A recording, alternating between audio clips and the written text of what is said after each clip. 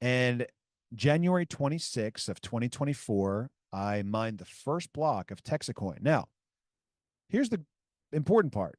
Texit Coin is technologically very similar to Litecoin.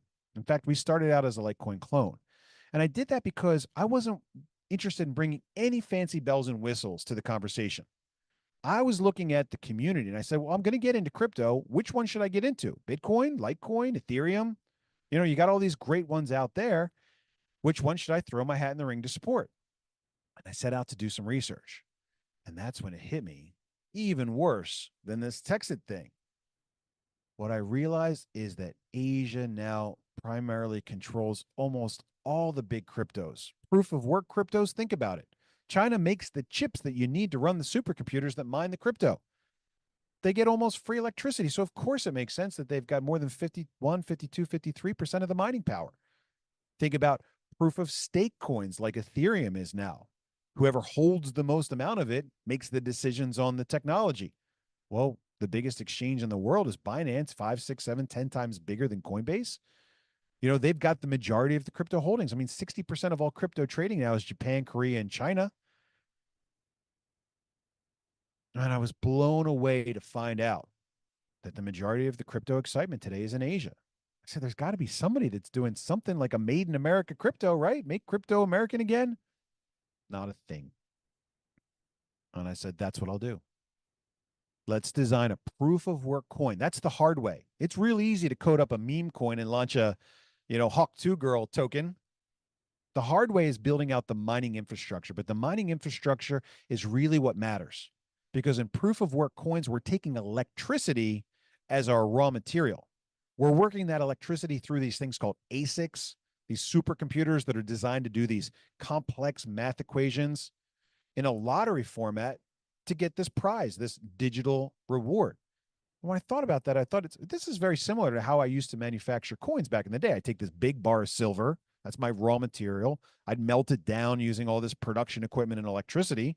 And at the end of the day, I get a pile of, 1 ounce silver coins.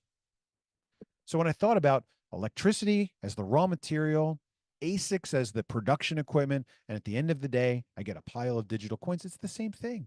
I've been doing this for years. I know how to do it. And I said, I'm going to build a mine here in Texas. Texas is beginning to become the center of the cryptocurrency conversation in the United States. Think about it, right? If crypto is all about electricity and power, we've got great electricity here in Texas. We've got our own grid. The only problem we really have here in Texas is the heat, and these supercomputers put off a ton of heat.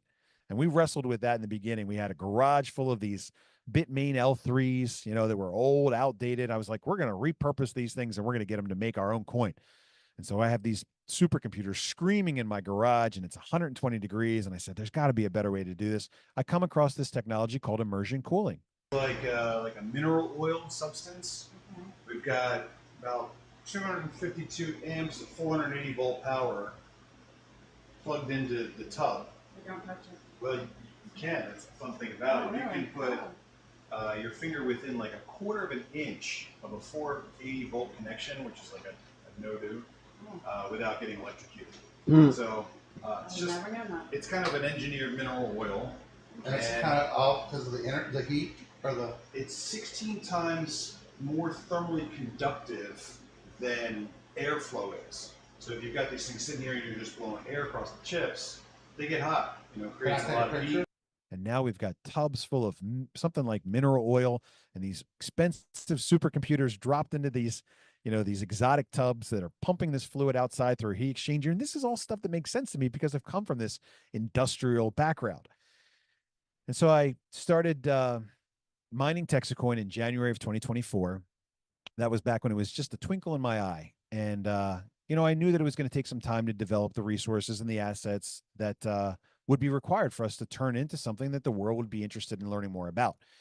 And it was April of 2024, about 69 weeks ago, funnily enough, that I felt good enough about the project that I introduced it to my friends and family. I invited them to buy a handful of coins and to start mining Texit Coin with me. And I made a very simple program. I took lots of ideas from the people that did it before. I said, we got to build a mine. We got to build a mine that's so big that the cryptocurrency community looks at this and goes, wow, that's a big mine, but we need to build this with individuals.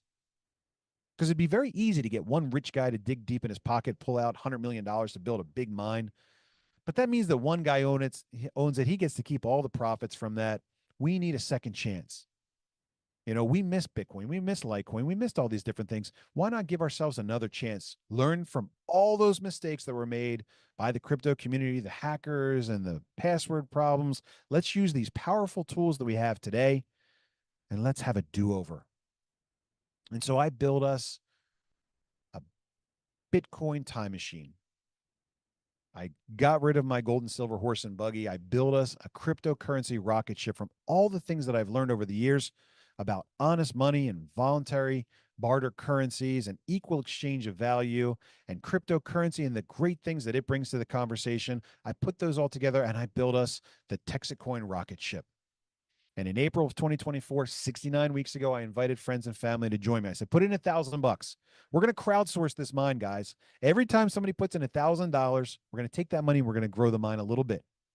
Because not only do we just have to build this mine, but we also have to build a community of enthusiasts that want Texit Coin to win. I mean, look, people have done this before. There's no, questioning that. But they were trying to mine Bitcoin. We're mining our own coin. So not only do we have to build the mine big enough to the point where the world respects it, but we have to build a community that's passionate about honest money and serious about seeing our coin become successful. And I told those people back in the early days that put their money in, I'm going to do 3 things with your money. I'm going to be a good steward of your money. I'm going to build the mine. If you follow the rules of our little affiliate program, I'm going to pay you commission, and I'm going to promote our coin. And that's my simple plan. And if I do those 3 things, I think we're going to have a project that's going to grow and be successful. People are going to laugh at us in the beginning. Oh, man, they're going to think it's funny. And they're going to make the same jokes and comments about us that I'm sure that they did about Bitcoin back when it was in its infancy. Let them laugh today. But if you see the opportunity that I see, you look at my background, the things that I bring to the table, making this project incredibly authentic and a continuation of my life's work, just swapping out that horse and buggy for a digital currency rocket ship, then join me.